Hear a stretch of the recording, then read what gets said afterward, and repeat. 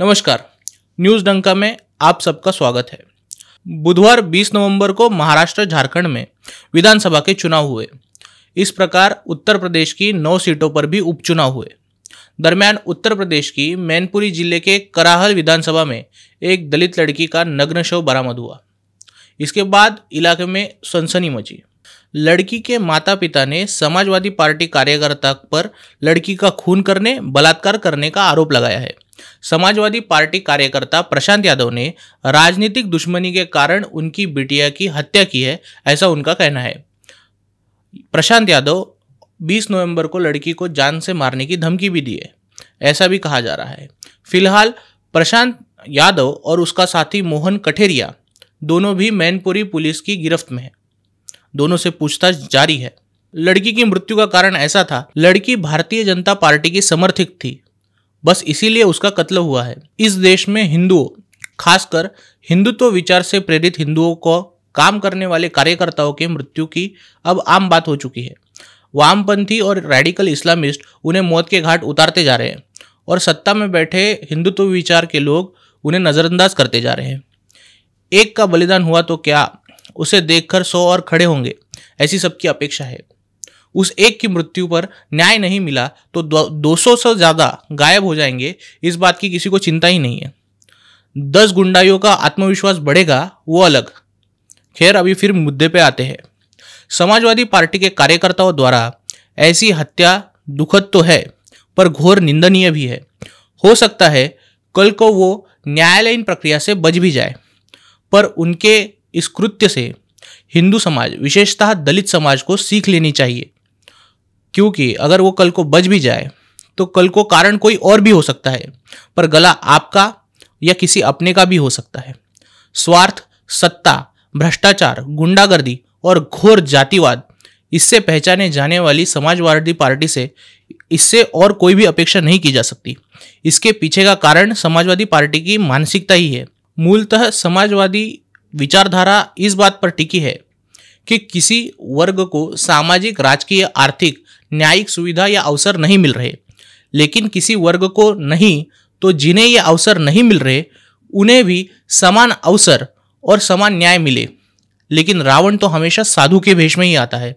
याद रखें, समाजवाद की आज की यह विचारधारा आज तक किसी भी देश या प्रदेश का भला नहीं कर सकी है।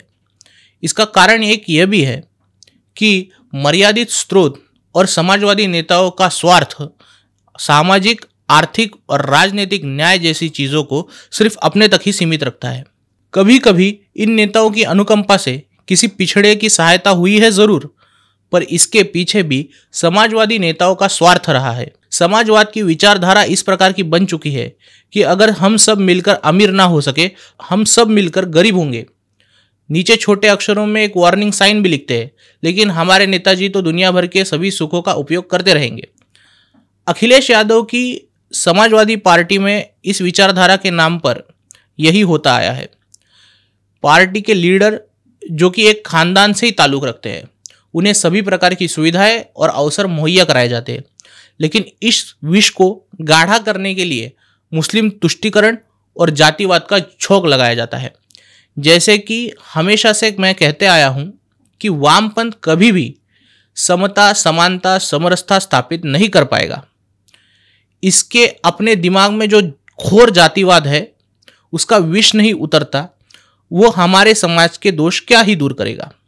हिंदू समाज हिंदुत्व मत के लोगों को हिंसक कहकर 24 घंटे सहनशीलता का पाठ पढ़ाने वाले इन निर्दयियों में किसी भी दलित बच्ची द्वारा भाजपा का किया गया समर्थन सह नहीं पाया गया। वो छोड़ो, दिन में 10 बार दलित दलित दलित का जाप करने वाले राहुल गांधी अब तक इस पर कोई भूमिका नहीं ले पाए हैं। दलितों पर अन्याय हो रहा है ऐसा कहकर दिन में 5 बार विधवा विलाप करने वाले वामपंथी इस घटना पर ऐसे चुप्पी साधे हुए हैं कि मैनपुर में कुछ हुआ ही नहीं है। अखिलेश मियां तो मीरपुर में मुसलमानों की भीड़ ने मचाए उन्माद को छुपाने के लिए पुलिस को ही बदनाम करने में बिजी है। 1 मिनट 48 सेकेंड के वीडियो को क्लिप कटवा बनकर घूम रहे हैं। उनकी अपनी पार्टी के कारनामे उन तक पहुंचे ही नहीं, ऐसी बात नहीं है। दलितों और पिछड़ों के नाम पर 24 घंटे हिंदुओं को घेरा जाता है।